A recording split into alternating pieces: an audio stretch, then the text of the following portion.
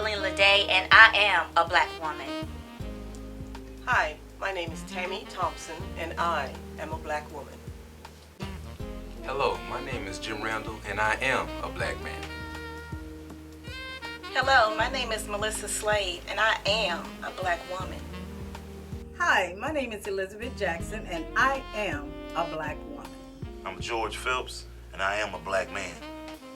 Hello, my name is Lucina Thomas, and I am a black woman.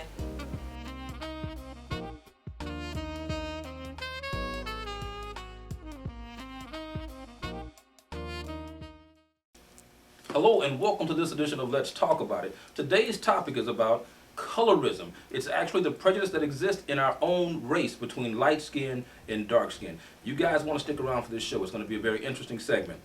My guest today is Miss Lucina Thomas. Lucina, welcome to the show. Hello. Also Tammy Thompson, Melissa Slade, and Lillian and Tammy. As you guys can see, all these women are various hues, and we want to represent basically the rainbow that exists in the African American community. Based on color, so many prejudices have existed in our race, and all of these women have a different experience based on their skin tone. And that's what we're talking about today.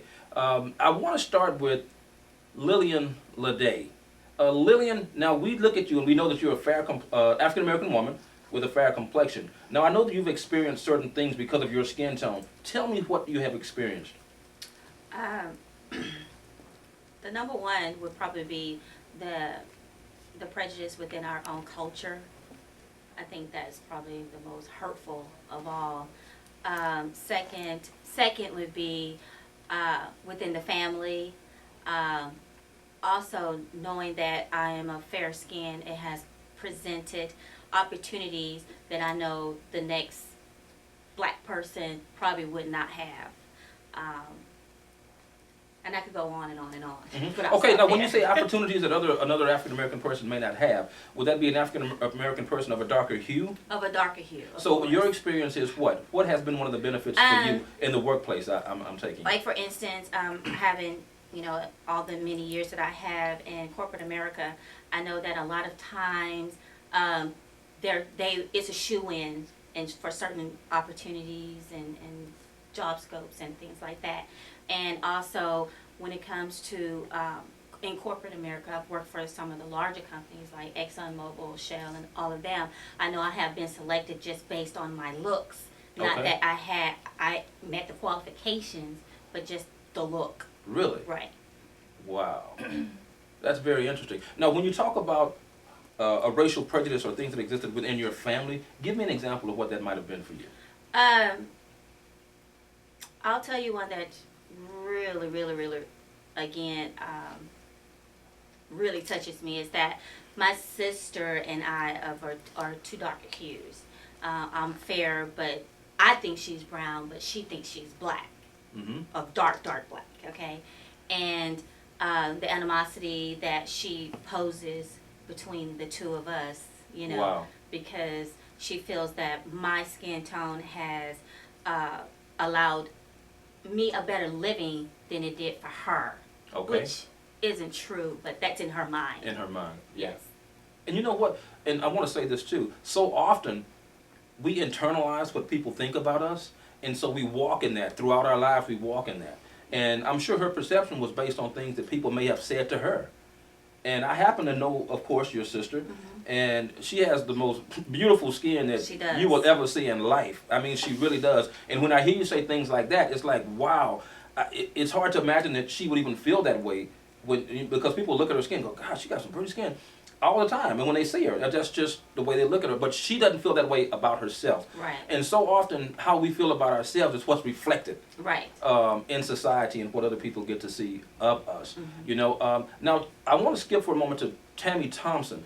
Tammy, tell us a little bit about your experience. Now, you're from a different culture. You're African American, of course, but you're of Jamaican descent. Correct. What is your experience like actually being from Jamaica? Well, for my household and Jamaicans as a whole, it's not really dark black, white, it's more a class situation there. The prejudice is not as prevalent as it is in the States. In my home, I am the darker girl. So I was brought up with the names Black Beauty, and everything was positive with that. My lighter sisters would be a little jealous of that because I was the darker one. Because my mom marveled over me. Everybody in my family marveled over my skin tone. Mm-hmm. So it was a little bit different. So, but moving to the States, that's where it all, came unraveled. You understand that the darker you are, yes, there is certain opportunity that you don't get, even if you're qualified. I had a situation where myself and my cousin work at the same company, but same job, both qualified, but because she's lighter, she was elevated. They couldn't give us any other, reasons why, other than, they just picked her. So I do understand that, and you go through a lot of those situations. Going into the store, I'm being followed. Growing up in New York, it was very prevalent at every store, corner store, the department stores, elevators. The darker you are, it wasn't a good thing. So that was a big transition for me, to growing up in New York, understanding the way that America viewed color was very different from what I was brought up with. And I find it interesting too, because by you having the Jamaican, being of Jamaican descent, you didn't experience a lot of things that were happening in America as far as color was concerned. Correct. Probably growing up. Right. You were taught to glorify the color of your skin. Correct. You were taught that it's beautiful. Mm-hmm. So your self-esteem and how you looked at yourself was different than the average person in America who were going through the same experience. Correct. It was already in place. So I dealt with it a little bit different. There you go. I didn't internalize that to say there was something wrong with me. I don't, do the bleaching and all of that. It doesn't make sense. Right. I too look at different shades and think it's gorgeous. Mm-hmm. And that's the beauty of being African American, because we come in so many shades, we come in such a variety of colors, and it's all beautiful. But society and history also has played a major part in the way we feel about ourselves too. I think that one of the main things, historically speaking, is slavery. Mm-hmm. Coming from slavery, and the experience that in slavery, when the darker you were, that meant you were outside. Correct. And there were certain terms you called a field nigger. Mm-hmm. If you were of lighter descent, you were inside the house. So these type of things I think have perpetuated over a period of time that have kept us locked in and bound to ourselves in our own race, which is ridiculous. I think that we have come too far as a society to enslave our own people within our own race. And that's what's taking place when we have racial prejudice that exists among all of us. It makes no sense. I wanted to fast forward now to Melissa Slate. Melissa, welcome to the show, baby. Thank you. Thank you very much. Now, you were a big part of why I did this show today. I don't know if you know that or not. No, I didn't. Yes, know because of that. the conversation we had. Yes. We were sitting there, and Melissa was going through her photographs, and I saw her getting teary-eyed that day. And she said, I'm beautiful, I'm pretty. She was like, when she looked at her photographs, and I'm looking at her, I'm thinking, well, don't you know that already? That was my immediate thought. But the fact of the matter is, it wasn't what you actually felt about yourself. Right. Now, why didn't you feel that way about yourself? Well, first of all, I want to just say I'm a little choked up about this subject because I've never been so vulnerable to speak about it in public. Yes. But it's something that I've dealt with basically all of my life. And it started at a very, very young age. I grew up in a single parent home, and my mother was a woman that went to school, went to work. So I was out in the nursery schools, in the schools. So that's where it started for me. Okay. In the schools. And I would see myself at home, and I would think I was a beautiful girl. Mm-hmm. But when I got out into society, it was different. And it was not as if they saw me, they saw my skin color. Mm-hmm. And my mother raised me to where she wanted me in an interracial environment. Okay. So she sent me to schools where there were different races of people. So what I would do, I would see myself and I would compare myself to the other children. And I was very, very dark. Both of my parents are dark. Mm-hmm. And the first encounter I had was when I was in gym. And we had to take off our shoes. And the kids saw my feet. And they said, look at her feet. Mm-hmm. One side is, the top is dark and the bottom is white. And I looked, that's when I first saw the difference. Mm-hmm. And I saw the difference and I said, wow, I am different. I'm dark. My feet are dark at the top and at the bottom. And then throughout school history, it became to where I was teased for being who I was, being dark skinned. Mm-hmm. So it was a beating down each time I left my mother's home. Wow. So it started very early, and later on in life, even I went to college in the 80s, and it got worse. When I was in college, it got worse. Yes, it did. Okay. It got worse in college. High school was really bad as well. High school was bad. I really hated high school. I Wow. agree with you on that. I hated high school. High school was hard. Is that right? It was Yes. terrible. And it got to the point to where I never ever wanted to go back home. I never want to be connected back to those people ever again. That's true. Wow. And but life comes back around full circle, and even today as an adult, there are some things that I'm dealing with mentally to detox my brain from some of the things that happened Yes. to me a long time ago. Because when I see myself as beautiful, Mm-hmm. but then in the mind, you're thinking, well, I have this imperfection, I have this imperfection. You think about your imperfections Right. more than you think about what's good about you. Mm-hmm. Mm-hmm. So I feel good about myself, but there are times, and sometimes I think that's just how it is, just being a woman anyway. Yeah. But it was hard. Yeah. It was really hard, and society was not home. Okay. So Okay. it was how other people raised their children, Okay. and then it came to me when I was away from home. There you go. And you know what? We're going to pick up on that same point when we come back in just a moment with more. Let's talk about it. You guys stick around. We'll be right back. All right. Welcome back to this edition of Let's Talk About It.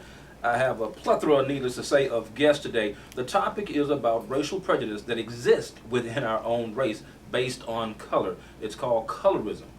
And it's certainly an epidemic in our race, and it's something we need to pay attention to and get rid of. Now, when we left off, we were talking to Melissa Slade about some of her experiences being an African-American woman. Melissa, what was one of your worst experiences that you had based on skin color? Well, let me think. I think the worst one that sticks the most is when I went to college. And I had a girlfriend, and she was very light-skinned. And she's beautiful, and she's tall. And that's when Vanessa Williams was very popular. Miss America. Yes, Okay. Vanessa, and she looked like Vanessa Williams. So we went out, and she got a lot of attention, and we went to the bathroom together. Mm-hmm. And she left first out of the bathroom, and I was still in there, and there was two girls in the bathroom. And they were talking amongst each other, and I came out the stall, and one of the girls said to me, she said, gosh, you're so black and ugly. And I was by myself, and I didn't want to really say, really in my mind, I didn't really want to say anything back. It hurt me so bad. Mm-hmm. And it was like, in my mind, I said, shit, I was embarrassed to even go out. Wow. Because in my mind, I was like, is that what everybody sees? Yes, is that what people are seeing? And that, I think that was the most, the biggest attack I had ever had. Wow. And that was during college time. That is ridiculous. Yeah. And you know the sad part about that is that when we hear those types of remarks and those types of comments, for the bully and the person that makes those remarks, it ends right there for them. But as the person who is the victim, it doesn't end there for you. Right. You take it into the rest of your life. And it builds and molds you into who you are. It tears down at your self-esteem, how you look at yourself, how you operate in society. And that's the horrible thing, when people can have that kind of power. And what we have to learn is to take our power back and not allow others to mold us into who they think we should be or as they see us. We have to know who we are. And life and death is in the power of the tongue. The tongue can lift you up or it can tear you down. It's all about how you use it. And based on that experience in life, you would never operate in that manner. Right. Because of that experience that you had in your life. And I want to come back to you in a moment too and talk about something else that we talked about, a situation that had occurred in your life. We're going to talk about briefly. But I want to go to Miss Lucina Riley. Miss Lucina Riley. Thomas. Thomas. There we go. My correction, Lucina Thomas. Now, Lucina Thomas, you are, of course, a light-complected African-American woman. What has your experience been like? Well, I grew up in Detroit in a predominantly black area, and my experience being biracial is my community didn't accept me. It was more, I wasn't black enough. I didn't look like everybody else did, so it was like a struggle to prove my blackness. But through, you said high school was horrible for you, elementary school was horrible for me.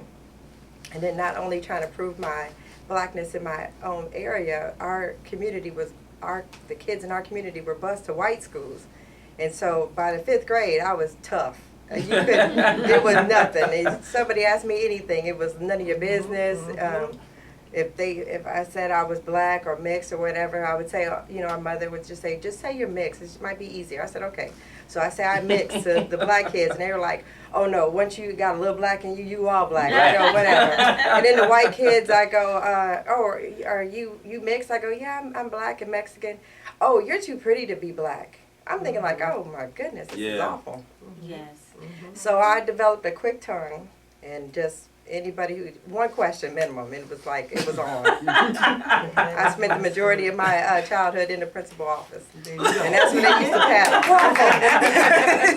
So I got it from both ends, from white people, black people. It was horrible, but I developed a thick skin, and it just got easier when you know who you are and you know what you are. I mean, you're accepting of it, and I'm proud of it. So I don't deny my father, and I don't deny my mother. So I'm biracial, mixed, whatever you want to call it. I could say I'm black and dare somebody to say something about it. So I encourage it now, like say something, because I'm ready for it. And you know what? That's the type of mental toughness that you have to develop in order to survive in this world, and then also in order to get people off of you. You know, you got to just, hey, come on with it. And it'll also make them respect you. Now, they might not like you, but I don't really care if you like me. Because you've already offended me, number one. So that tells me that you really don't like me if you offended me.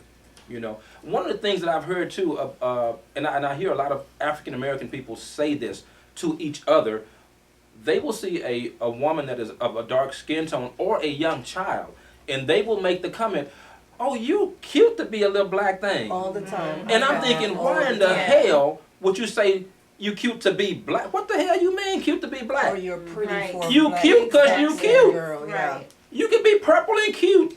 Yes. But when you say something like that, it gives the notion that you're an exception because you're cute and you're black, as if to say that other people of a darker hue are not cute. Correct. Or that they can't be cute. And what that does to a kid, it implants this seed in that kid that makes them feel a certain way. And that's not right. And I say this often, adults F up the lives of children. That's true. And a lot of things start in the household. Yes.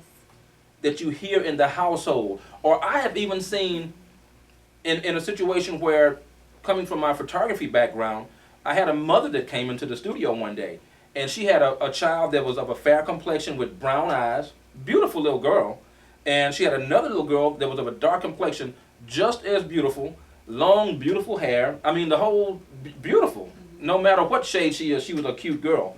And I actually witnessed her treat the lighter complexion daughter way better than she treated, and But I that was is so society. saddened by that. Because she was treated that way. Exactly. That is, it's just something that's inbred in black people, black women. Even now today, you look at the videos. If the girl is not light skinned and have weave in her hair, cascading, she's not beautiful. Who are they mimicking? Why we can't wear our natural hair? Why it cannot be what it is? Right. Why that cannot be beautiful? I had black guys tell me to go natural. I've been saying I want to go natural. No, that's not pretty. Well, how is that not pretty when that is who I am? It's natural. You know what I was told? I was told, Melissa, black men want to date African American women, not African women. See, So and that's if I another had thing. natural hair, I'm more like an African. Good. But if you're a black girl and you have permed hair, you're considered an African American woman. Okay. So I know you probably never heard And that. I had that Whoa, was that I was have. No. you've heard that before? Oh God, yes. In Well, my black experiences, people it's is like pretty that. prevalent because for black men, I'm not black enough because I don't have the big booty. You know, that's what they identify African American women. You know, with, With big booty. booty, with booty. Okay. And then in the white culture, I'm not black enough because I'm near their color. That's what they say. And a lot of times, I mean, this happens daily for me. They do the skin comparison. Oh, all the time. All the time. I get it Every right. day I Awesome. get That that. is terrible. Daily. All the time. Like we're the same color. Yeah. Yeah. Oh, you're not black. You know, look at you. And I had one. Oh God. Can I share this one experience? Absolutely. Go right ahead. Okay. Oh my God. This is when I really had a reality check with how the world perceives me. I again had an opportunity at a dental office. Okay. Didn't have any experience, none whatsoever, but the dentist saw me and immediately hired me. Now, it was this beautiful woman. I mean, she was gorgeous. And so the one black woman that was in his office had been with him for years, okay? And she was gorgeous. Gorgeous skin tone. Everything was perfect about her. She immediately took offense to me being there. She gave me a hard time, and I'm thinking, she's an older lady. She should be trying to teach me some of the ropes and try to help me to maintain. Because this dental office was at that time, one of the most upscale neighborhoods in Houston. And so we saw celebrities and everything like that came through this particular dentist. Well, there's this one guy that worked there. He never talked to anybody. But he and I became best buds. I didn't know why. I just thought maybe he'd say I'm friendly. Yeah. You know, you really got to get that. You know, you're friendly, okay? So I was talking, and then one day he said, we were all in a group discussion at the front desk, and he said, oh, Lillian, you don't have that problem because you're not black. Whoa. I'm like, okay, I got this nappy hair. Yeah, and I talk like a sister. I don't want to get Don't get it I twisted could go up. there with you real fast, you know. I don't understand what makes you think that I'm not black. You know, and he was like, because you don't look black, you don't talk black, you don't act black. And mind you, we're saying this in front of this other woman. Right. And that was her, and I was like, all along, that was her problem with me. Wow. All along. Then finally, I said, you know, I have a choice. I have a choice to, you know, play this game with her, or I have a choice to be different. And I went to her individually. I said, you know what? We're two African-American women in here. I need you to help me to maintain this job because I have no experiences and I don't know why this dentist hired me. Okay, so I need your help. Yeah. And from that point on, she embraced me and she helped me. But then she also taught me about being an African American woman in that culture. Okay. It's called survival. Yes. Is that what it is? It's called It survival. is That's called survival. what- that's- Because in her day, mind you, it was probably like a 20-year age difference between us. And in her day, she was considered to be, you know, borderline black or white. Oh, really? Okay. Right. But she was the type of person who she bought into that belief that you're Okay. not really black. And that's You it. As we all know, it's really crazy to have that type of belief. Lucina, I wanted to go back to you. Being married to a professional athlete, What did you experience in that world? Well, in the U.S., it wasn't that bad. I guess it was more common that some athletes had white women or looked like white women. Mm-hmm. It's when my Standard. yeah. So I Just a standard. yeah. So somebody just looking out, they it was more. Plus, they never looked at me anyway. It was always for going. They wanted the player. Right. But when we went overseas, we lived in Greece and Italy for a couple of years, and that's when I couldn't believe how people acted over there, because in Greece I looked like I could be Greek. Mm-hmm. So when I was with my husband at a restaurant, somebody Greek came up to me and was talking to me, and they're very emotional people, so I didn't understand a word he was saying, and he was just. And I was like, what is he saying? Because, and they said, he's trying to find out who your parents are so they can tell your dad that you're here with this black guy. Mm-hmm. And I was like, what? And so my mouth, like it is, I'm sure he didn't understand a word I said, but I got real expressive with him too. So, and that's how, and it just caught me off guard. I just didn't know that. And you know what? You have to be outspoken with people sometimes in order for them to be educated about your experience as a black person. And a lot of times we want to coil down and not say something, but you have to be vocal sometimes. And I oftentimes say the squeaky wheel is the one that gets the oil. You have to say something sometimes to get that attention and also to demand respect.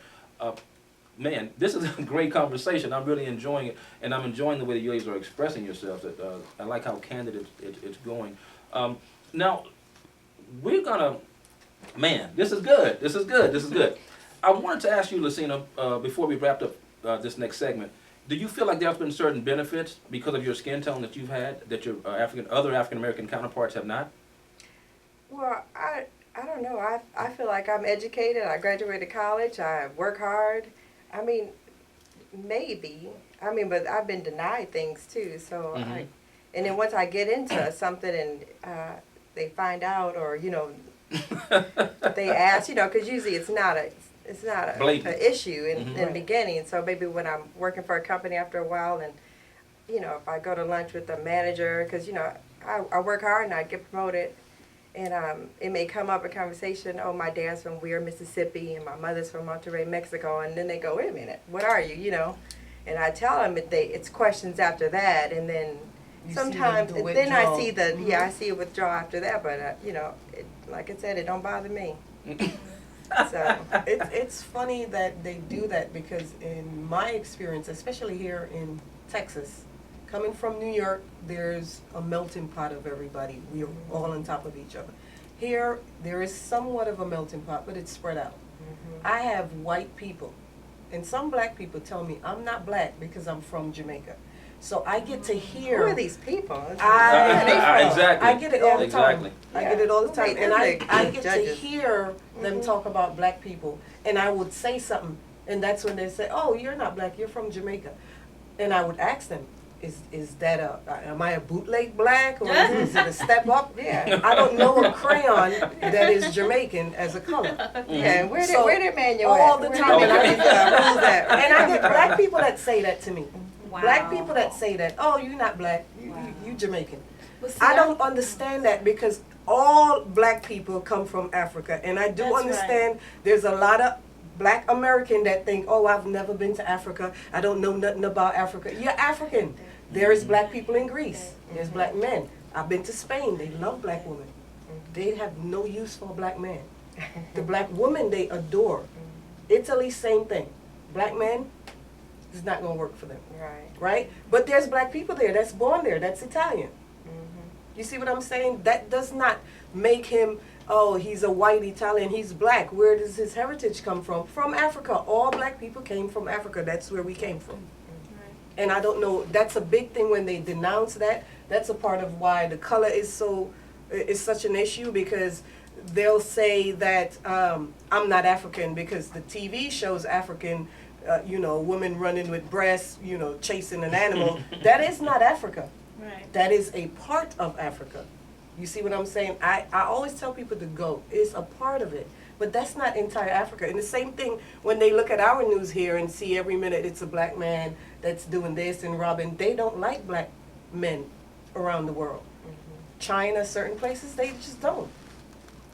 It's a little bit, maybe why they like black women is because we're glorified as a sex object. Maybe that's why they are so welcoming to black women, because when I've traveled, they love black women. But for a man, my sons are dark. You could see it right away. You know, it is totally different. But that really gets on my, I understand what you're saying, because I know when I get up and look in the mirror, I'm very much black. You know what's important, and I like when you said that, because we have to have that attitude about ourselves, and we have to know who we are. That's true. I am a black man, I am a black woman, whatever that case is for you. And one of the things that I also feel is that, and this is from more of a spiritual perspective, if God created you, Right. if God created you, whoever you are is beautiful, It's because perfect. God created you. And there's only one you. There's not another Melissa Slade walking around this place. It's not another Lillian and Tammy Thompson, Lucina Thomas. There's not. You are uniquely made. There's only one of you. And that in itself needs to be applauded. And we need to start recognizing that and embracing that so that we walk in a different light. You know? Right. And when I talk about a particular subject or topic, I like to talk about the topic, but I also like to talk about the possibilities of resolutions within that particular thing. So when we come back in just a moment, we're going to talk a little bit more about some of the things that we might say or do to help change the crazy belief and the crazy thing about colorism that exists in the African American community. We're going to come back in just a moment with more of Let's Talk About It. You guys stick around.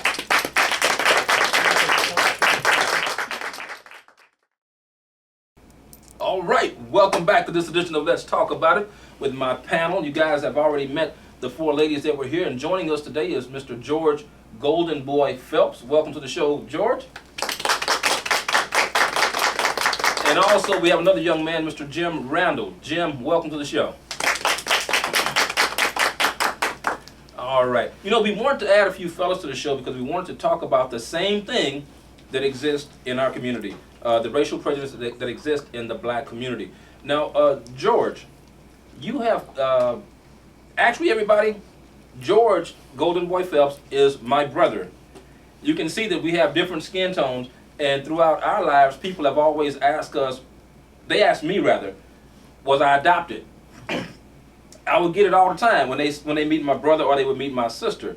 And so it's always been very interesting to me because coming from an African American family, we know that within the family, we naturally have a variety of colors based on our lineage and based on the skin tones of our parents. Well, I happen to have the skin tone that my father had. But unless you see my father, you don't know that. And if you just see my brother George and I, you just make those types of assumptions. But George, what has it been like for you being a lighter skin tone?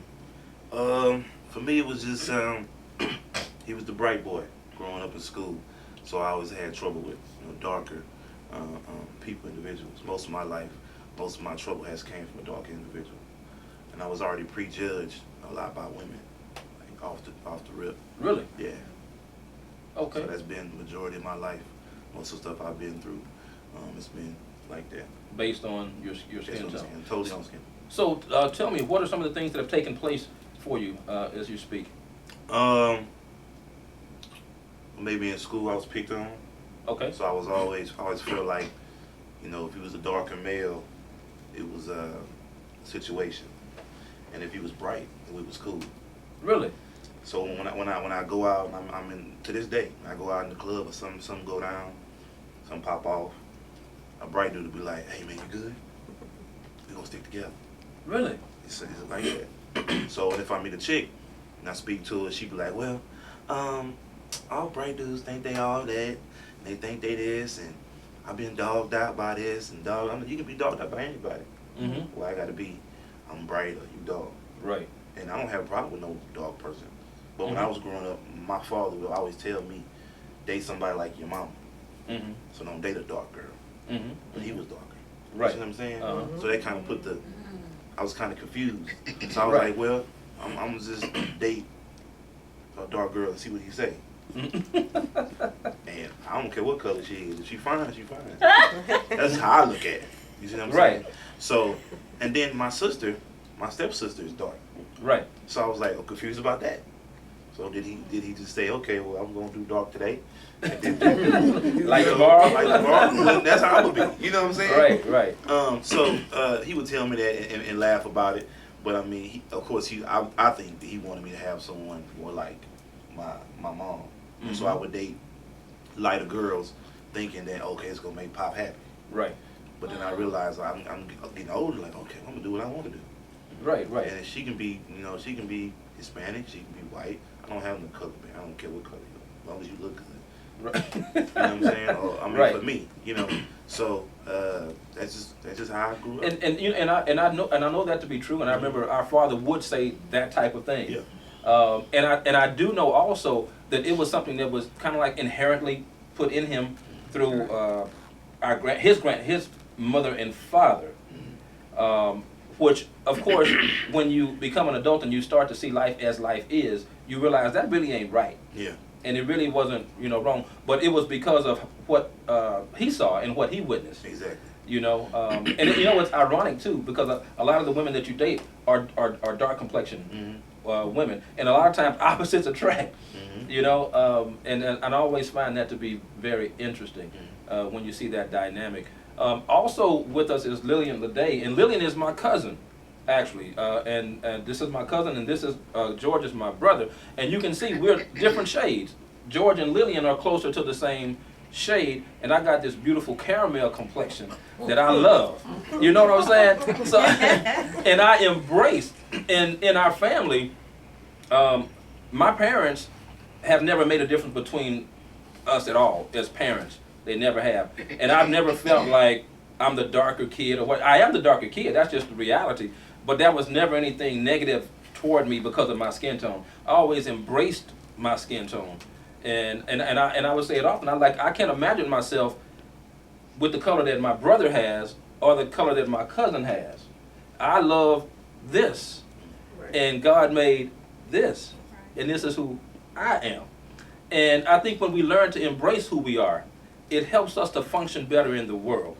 And I also find it ironic too, because there's times that people will call me bright or say I'm yellow or whatever. And I'm like, no, I'm not yellow. I'm caramel. I'm in that middle zone. I'm in that middle zone. I want to skip a little bit further into Mr. Jim Randall. What has your experience been like being an African American male? Well, it's been up and down for me. I like to say that my father prepared me for it more than anything I can say, due to his upbringing. My father was born on a cotton field. He wasn't born in the hospital.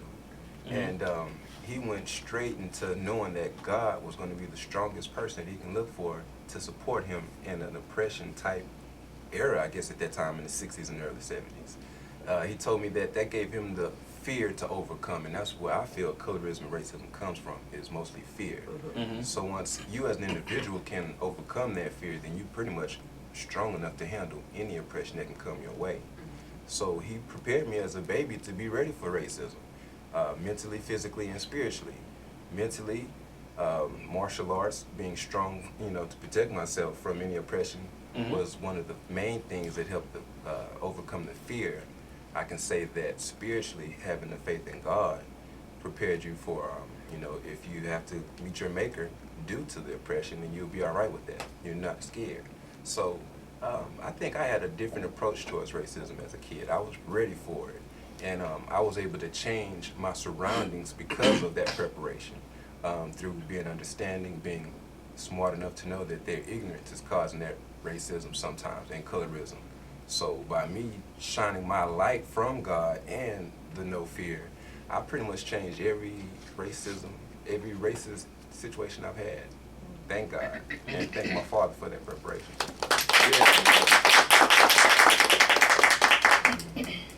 I wanted to go to you, Melissa. Do you think your parents supported you in the family and encouraged you? Well, my mother grew up a lot different than me. My mother grew up in a family of 9 with her mother and her father. And her father would tell her she was beautiful. And my mother was the darkest child in the family. And she also gained strength just being amongst her brothers and sisters. Okay. So with me, I'm the only child my mother has had. Okay. So, and my mother was a very ambitious person. So my mother taught me to work hard, to go for what you want, get your education, do what you need to do to be a strong woman. So when I was a child, that's what my mother was doing. She was working, she was going to school, and she was taking care of me as a single parent. Mm-hmm. So my mother put me in places that she really did not know what I was going through. Okay. You see? So, and I didn't have a father to sit me down and say, oh, baby, you're beautiful, you my baby. Mm-hmm. You see? So, as a child of a single mother and no father, I looked for approval when I left the home. I was looking for a friend. So, a lot of things that I went through, my mother did not know. Okay. And I did not verbalize it because when I came home, I was fine. Right. See, so a lot of things she did not realize until later on in life what really damaged me. Yeah. See? So it's really even hard for her to this day to even listen to some of the things that I have to say to her. That have taken place in your life. Yes, because she tries to figure out, well, Melissa, what's wrong with you? You know, because she thinks I should be as strong as she is. Uh-huh. And I try to break it down. It's like, well, Mom, this is what happened to me. This and that. And what she tries to do is really try to fix me more than attach to the emotional part of what I'm trying to get her to understand of why I'm the way I am in some ways. Right. And you told me that I could invite my mother today, but I decided not to. Okay. Because of the experience I've had with her in discussing this issue. And really, I've never really had a conversation to really kind of like a therapeutic conversation. So this is really like therapy to me. Great. And because of the way I've grown up, I've always grown up to be strong. Yeah. So I've put up a wall to be strong and not really wanting to express the things that are going on the inside. So this is I'm being very vulnerable today. Fantastic. And I felt like I wasn't going to be strong, but in my mind, I'm like, if this can help somebody else, absolutely, then I want to be strong for that young girl who's going through what she's going through, and know that no matter what, she's black, she's beautiful, she can make it. And don't let anybody change what you see, how you see yourself in the mirror by what other people are saying. Absolutely. That's fantastic. That's fantastic. And that's the type of message that we want you guys to get today. We're going to be back with more of Let's Talk About It in just a moment. You guys stick around. We'll return.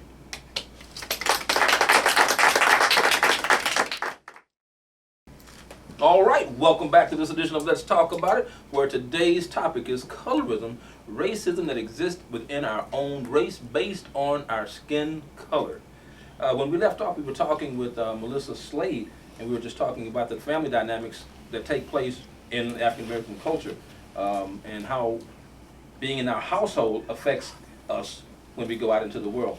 Lucina, I want to ask you, being biracial, how did you, in your family, how was that distinction made, and how was your family encouraging to you when you may have had to deal with something like that? My family was great.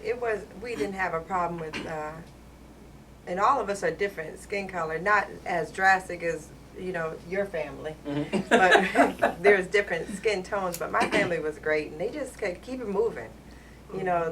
They didn't harp on some of the things that people said.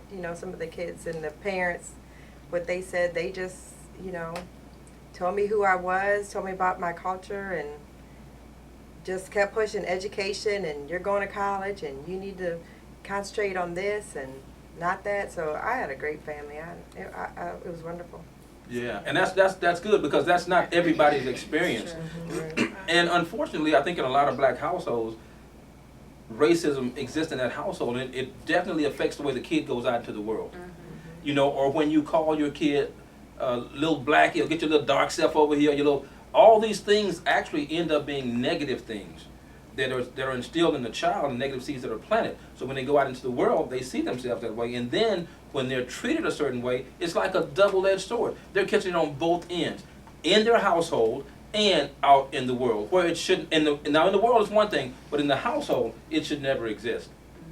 And I think, and when we talk about this topic, I don't want to just talk about the topic, but I want us to talk about possible solutions or things that we can do to help remold the prejudice that exists in the African American community. And Tammy, I want to start with you. What is one of the things that you think we can do to eradicate this type of behavior? For me, I think looking at that person, constantly letting them know what you like about them. Don't lie. If you like their lips, if you think their eyes are beautiful, the cheekbones, whatever it is, you take something and make that the focal point for that person as a child growing up. That will help them to, because they're the only ones that's going to have it like that. Right. So you're going to make it individual and, and again, like what Melissa said, education. Understand who black people are. Understand your heritage, where you come from. Know what it is. Not what people tell you, or not what, your teacher, even the teachers teach. Because they don't teach on what real black people, where they come from and what it's all about. Mm-hmm. Do that, education straight through. And I think that will help you, because we going out in the world, there's going to be issues with somebody's just not going to like you because you're skinny. Somebody's not going to like you because you're tall, you're fat. We can't get away from that. That's people. Mm-hmm. So we can't harp on every little thing. Right. But if you take something from that person and say, you have the best lips, that's it. Make that your focal point for everything. Yeah. And give them that self-esteem, and then it will grow from there. I think that's very important. George Golden Boy Phelps, I'd like to ask you the same question. Ask it again. Well, what are some of the things that you think we can do to eradicate the prejudice that exists within our own community? I say just treat everybody the same way. I know that's kind of hard because we have so many stigmas based on color or whatever. Mm-hmm. But I think just look at it as what it is. Right. If you dark, that's cool. Be dark. If you bright, be bright, and we can just all get along. But it comes from the house Negro thing. Mm-hmm. So they feel like, of course, if you're brighter, you're gonna get more of this, more of that. And Willie Lynch started it, and he separated it. So that was his plan. So once the plan was improvised, they kind of changed everything for everybody. So he put us against each other, and today it's still prevalent. Mm-hmm. Yeah. And I think because of that, that just pretty much tarnished the whole black race. So we gotta want to overcome. Right. But we so crab in the bucket mentality, and reaching up trying to get out, and you better and I'm better and he's not better, and that makes it real bad. Mm-hmm. So I think being that we have that Negro mentality stuck in our mind, especially in the hood. Right. I speak for him. So I see it every day. So it's hard to come up being like that. And if we don't change it, and the parents don't change it, today's parents don't change it, right, then it's never going to be different. It's always going to be the same. So it's always going to be what he thought it would be. Mm-hmm. We go against each other. We kill more each other. Like if you go to Chicago or something, they call it Chirac now. Yeah. Like in Iraq, Chirac, Chicago. Everybody dying. More folks died in Chicago than in Iraq last year. And most of them are all black. So we going against each other. Yeah. They have the bright gangs and they have the dark gangs. And it's pretty big out there. Is that right? It's crazy out there. Mm-hmm. I never knew that. I experienced it in August when I was there. Yeah, so wow. Yeah. So it's never going to get better if we don't change it. Yeah. So it's pumped up in rap music and hip hop and right. And when you're coming up in life, you get you a yellow bone girl. Mm-hmm. Mm-hmm. You know, when you're at the bottom, you have your dog. Right. So it's separated. It's all separated. So if we don't change it, it's never going to be. And personally, I don't think it'll ever change. My opinion. I think the change starts within the home, like you had stated, because me, with all of my experiences about colorism, and then knowing, like we said, our family, a part of our family, they marveled the light skin, okay, and they ostracized the dark skin. Mm-hmm. And then when I was with my ex-husband, on his side, they're all from Louisiana, and they refer to the darkies as black or Jew baby or and all of that, and I know the impact that it had on his family. I chose not to have that in my family. My kids cannot identify you as that black girl or that white woman or that white. No, you tell me about that girl or that woman or that boy. We don't until Don't this put a color on day that. we do not put a color on it. And even with them trying to be entrepreneurs or whatever, I say make your brand colorless, okay? Because the more you feed into that, then the more you have it. Now, my children are 20 and 25, and to be honest with you, they would not be able to identify with half of this stuff that we have, because I have taught them, yes, opportunity is wherever it is. You have to identify what it is. I don't care if it's with your white friends, your black friends, your Chinese friend. Wherever the opportunity, you take advantage of it and you bring it back here, okay? Right. You bring it back home and you share that Right. with other people. Once they, from very young, adapted that and adhered to it, they cannot identify with none of this that we're It talking cuts down about. on these type of It things. minimizes all of that. And both of my children, at the time I sent them out to the white schools to get all the better education, to get all that. But guess what? They brought it back. They brought it back home. They bring it all back home. It is. And the good thing about that is that they will operate in that fashion. They do. Which can also make a difference with the people that they encounter in That's life. right. And that's one of the ways that this thing can be spread to help make that difference that we're talking about. Melissa, I want to ask you the same question.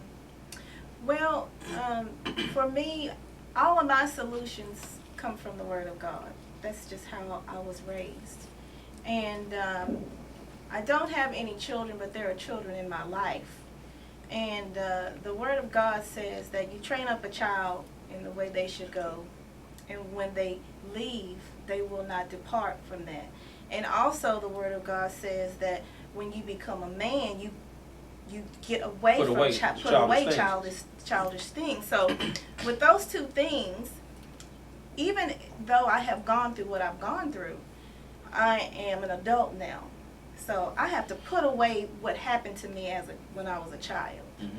And being that way, if I have a child in front of me, I want to train that child up and say, do you know that you're beautiful? I want to see what's going on in that child's head, because Right. it doesn't always have to come from the school or the people. It can just come from what they see on TV, especially the little black girls. They have images of beauty, Mm-hmm. and they don't see themselves. So you have to check and see what's going on in that child's head. Absolutely. And I feel like it has to start at home. And when you train that child up at home, when they do go out into the world, they'll say, well, my mom and dad told me I was beautiful. Right. No matter what you say to me, Uh-huh. I know who I am. You have to let a child know who they are. Because if you don't do that, somebody else's parent who's taught their child wrong will teach your child. Mm-hmm. You see? So you don't want what's going on in somebody else's household to destroy your child. So you Right. have to embed that into your children before they leave home. And another thing to me, it's always good to know where you come from. Mm-hmm. Because when I was in school, black people, we were never told what black people did good. Mm-hmm. It was like we were ashamed to, especially when I went to an interracial school, and all we did was talk about how the blacks were slaves. Mm-hmm. But we never talked about how black people invented things. Right. So if it doesn't, you can't depend on society to build up your child. You have to build your child up at home. It Let starts them at know, home. be proud to be who you are. Be proud to be black. Absolutely. All right. And that's very poignant. That's excellent. Lucina, I want to ask you the same question. What are things that you think we can do to eradicate this type of behavior in our culture? Well, it sounds good with how James was raised here. If he can write a book, or his daddy can come and give some classes to the school district, it'll be real good. That sounds James wonderful. is it. It is. James is it. Huh? Now, James, for yourself, what do you think we can do to eradicate this? Well, I like to say that how Melissa stated spiritually that God can be a good description and illustration on how we can harmonize and be one, I also want to differentiate colorism from individualism. And once you embrace your individualism, no matter how you look, whether your color or your handicap, you still feel as if you're whole and that you can produce and be a positive person in this world. So embrace your individualism and uplift yourself and everyone around your circle, and you will see a change. We shall.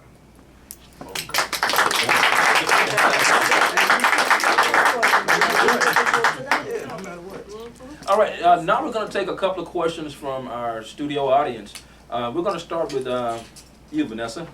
My question is for Melissa. When you spoke about when you were in the ladies' room in college and you came out of the stall and the young lady told you, "Oh, you're so ugly, you know, you're so black." I was wondering what the color of the young woman or the young lady that addressed you like that. She was black, Okay. but you know how we are with, like Ferrell was saying, hues. Mm-hmm. I was a darker hue Then than okay. she was. She was more brown, and sometimes I would feel like that because you were brown and not as black as me, that she had really had the right to say that without me. I really didn't have a rebuttal back. Okay. Because I was a lot darker than she was. Okay. Okay. Sandra, do you have a question? Yes, I have a question, and my question, I know there was a movie out with Spike Lee called School Days, and of course in the movie there was animosity between the lighter skinned young ladies and the darker skinned, the wannabes and the jigaboos. That's how they were addressed in the movie. But my question has to be, in this era with Hollywood and the leading lady or the leading man prototype, what anyone can answer that. What do you feel that Hollywood can do to help that situation? Because a lot of things that, unfortunately, that we see on television or on the movie screen dictates how we feel about our own selves. Right. You know what? I'd like to answer that question. And this is something that Tyler Perry is doing, and I'm loving it. You're seeing it a lot more with the Tyler Perry films. You're seeing a lot more dark-complected African-American actors and actresses in his movies and film. And in his latest, one of his latest television shows, The Haves and the Have-Nots, he purposely placed the young lady in that film, who's the lead character, as a dark-complected, beautiful woman. That was a purpose act when he placed her there, because he's trying to change the mindset of African-American people and our culture in general to recognize beauty in all shades. And so that's one of the ways that we can do it, is by putting people like that in the mainstream media where we can see them, because they're some beautiful girls. It ain't about you. I'm a photographer. That's what I do. I know what beauty is. I know what beauty is. And beauty is in every hue in the rainbow. And just being light does not make you beautiful. I've seen some light-complected people that don't have great bone structure and beautiful facial features or nice full lips that you might see on an African-American woman or whatever. I know, being a professional photographer, beauty comes in every shade that you can imagine. And then you'll see a dark-skinned sister, beautiful chocolate skin with amazing bone structure, good jawline, beautiful eyes, full lips, perfect nose that would be great to photograph. I know what beauty is. And beauty comes in so many different shapes, forms, fashions, and colors. And I think when we're able to show that more and project it in the media, then society will see it differently. Let's take, for instance, the Barbie doll. For many years, and probably all of you guys, you ladies, have owned a white Barbie doll. People didn't think, let me get my daughter a black Barbie doll. Let me get my daughter a black doll. In my household, we did not allow the white Barbie dolls. Is that right? I didn't allow it. That's why my children do not, they don't know about this colorism like we're discussing today, because the white Barbie doll was not allowed in the house. Mm-hmm. Because you wanted to project a positive image. I wanted to project a positive, right. And whenever I would get so offended when it was time to go Christmas shopping, and then it was hard to find a black doll. Remember I had the black doll collection? Mm-hmm. That's how it all started. That's how I would online seek all these beautiful dark dolls and collect all these dolls and have them in my house strategically placed so they, my children, and anybody that they brought into the house would be reminded of who we are, where we are, and this is beautiful, not just the white Barbie. Right. And I think a lot of times it was subliminally projected onto the children and onto the girls. I don't even think the parents oftentimes were thinking what they were doing. Right. They were simply getting their doll, the Barbie that they saw on TV. Correct. And let me get my doll. And then that was one where you pull the hair and make it grow. Little white girl they never made a black one, but you can just pull the hair and make it grow. I forget what they called her. And she was tall and stood up. Yeah. I saw so many African American households with that doll. And it was just interesting to see that we did all this stuff blindly, really. A lot of black parents didn't even think, let me project a positive image of beauty onto my child by getting a black doll, But there wasn't a chocolate any. doll. But Back in our days, there wasn't any black doll. That was a movement that came about later. yeah, but think But you had about to seek that. but- I did. and Yeah, well, no, and here's the now, deal. but back in our day, When we were they growing did not have any online in the stores. Nobody was making them because there was not a market for them until these dialogues started to take place. And that is and when that came about. Which takes me back to this point. That's why it's important that we speak up and speak out about these things so that change can be made. Correct. And when we sit back in silence, nothing changes. But like I said earlier, the squeaky wheel gets the oil. You have to say something. You have to say something. And we have to stand up for these types of things because this is going to help shape and mold our little kids, our little boys and little girls into their future. That's right. Thank you guys so much for joining me on this edition of Let's Talk About It. I hope you have gained some knowledge about the prejudice that exists in our world, the African American culture world. Until next time, we will see you then. Thank you for joining me. Oh, for more information on this show, you can certainly reach us at Let's Talk About It 12TV at gmail.com. That's Let's Talk About It 12TV at gmail.com. Until next time, folks, we'll see you then.